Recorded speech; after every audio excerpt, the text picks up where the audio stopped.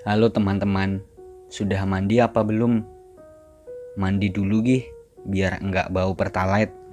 Begini, sebagai manusia sudah tentu kita akan menghadapi berbagai permasalahan yang membuat kita bersedih. Salah satunya sakit hati karena cinta. Sakit hati karena cinta kadang bisa melumpuhkan setiap aspek hidup kita seperti fokus dan gairah atau semangat, di mana keduanya ini memiliki peran penting dalam bersosial, belajar, maupun bekerja. Lalu bagaimana sih cara menanggulangi rasa sedih? Seringkali kita masih saja sulit mengontrolnya, meskipun sebenarnya sakit hati itu pernah kita alami sebelumnya. Nah, cara paling pertama untuk menghadapi rasa sedih yaitu dengan cara mengenali rasa sedih itu sendiri. Karena dokter saja masih perlu diagnosa sebelum akhirnya mengambil upaya tindakan penyembuhan. Oleh karena itu, pada kesempatan kali ini, teman sembuh ingin berbagi 5 tahap kesedihan sebagai usaha untuk mengenali rasa sedih. Pengetahuan ini penting untuk memahami perasaan diri sendiri maupun untuk memahami perasaan orang lain. Artinya, mengenali rasa sedih juga bisa menjadi bekal bagi kita untuk menjadi pendengar yang baik. Berikut ini 5 tahap kesedihan menurut Dr. Elizabeth Kubler-Ross dalam bukunya yang berjudul On the Dead and Dying. Pertama, denial atau penyangkalan.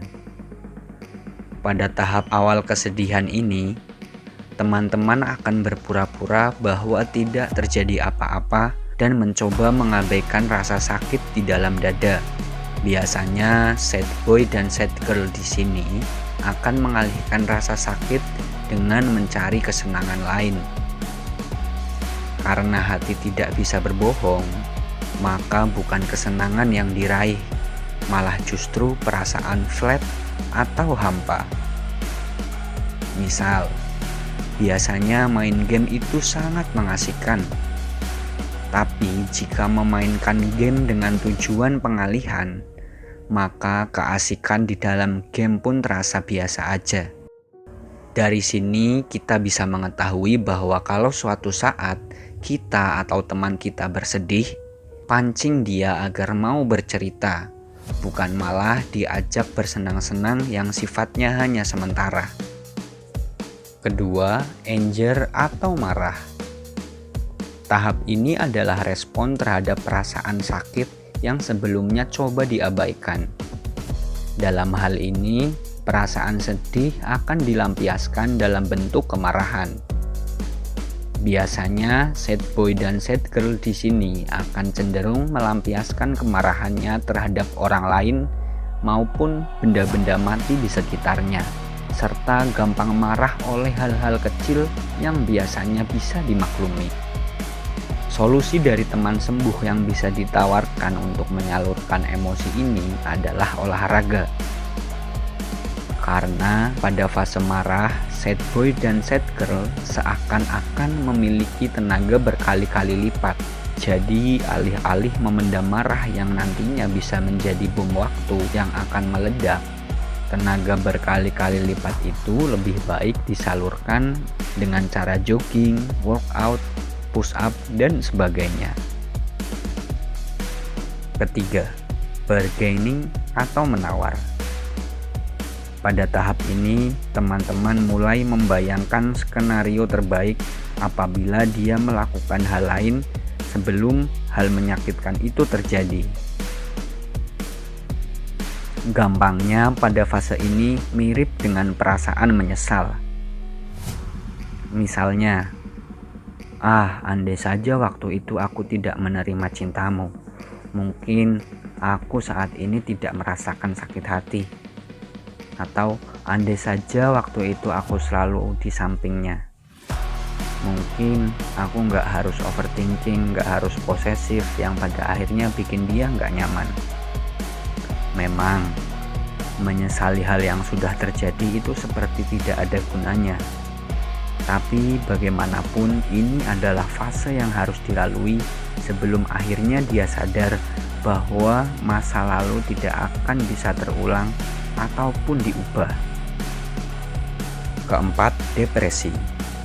Depresi adalah keadaan di mana jiwa seseorang mengalami perasaan yang merosot, sedih, kehilangan semangat, tersakiti, dan serba lemas. Pada fase ini, sad boy dan sad girl akan merasa bahwa dunia tidak adil, dirinya sial, dan dirinya tidak beruntung. Sad boy dan sad girl akan bertanya-tanya, mengapa kejadian tidak mengenakan ini harus menimpa dirinya? Sama seperti fase bargaining, tahap depresi ini hanya bisa dilalui dengan cara merasakannya. Di sini, waktu yang tepat untuk mengeluarkan jurus "It's okay to be sad, bro. Lu kalau mau nangis, nangis aja nggak apa-apa," dan sebagainya. Lagi pula, perasaan depresi itu tidak akan dialami selamanya. Kecil kemungkinan bahwa seseorang akan merasakan depresi selama 40 tahun berturut-turut. Kalau kata orang tua kepada anak kecilnya itu, udah, nggak apa-apa, biarin dia nangis, nanti juga capek sendiri. Perasaan capek itulah yang akan menyadarkan sad boy dan sad girl untuk bangkit dan merasa cukup atas kesedihannya, sehingga membawa mereka menuju fase terakhir, yaitu acceptance atau menerima. Dalam fase ini, teman-teman akhirnya menemukan hikmah sisi baik dari sakit yang dialaminya. Sad boy dan sad girl akan sadar bahwa hidup masih terus berjalan. Meskipun dunia kecil milik mereka seakan berhenti, tapi dunia besar tempat mereka tinggal masih terus berputar. Dari sini, akhirnya teman-teman sadar bahwa things happens for a reason, bahwa kesedihan yang dialami akan membawanya pada sebuah pendewasaan diri. Sakit hati akan menjadi pembelajaran agar lebih waspada, atau minimal jadi pengalaman berharga. Jadi itu teman-teman, 5 fase kesedihan yang dilewati ketika mengalami sakit hati: menyangkal, marah, berandai-andai, depresi, hingga akhirnya berdamai dan menerima. Mudah-mudahan dengan memahami fase-fase tersebut, kita bisa mengambil keputusan yang lebih tepat saat dirundung kesedihan. Terima kasih dan sampai jumpa.